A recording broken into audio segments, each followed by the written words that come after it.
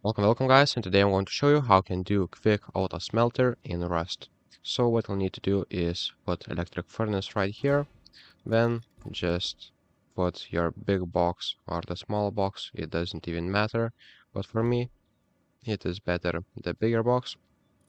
Then what you'll need to have is industrial conveyor, just put like this, then put two storage adapters, one on the furnace and one on the box, and right here where it says industrial out, go to the industrial input.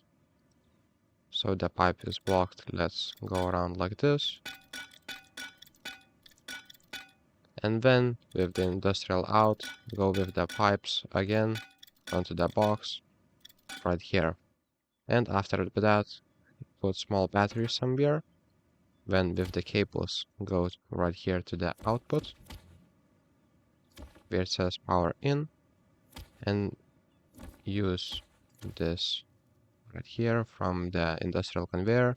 From the output, go to the electric furnace, and then just place solar panel on your base or next to your base.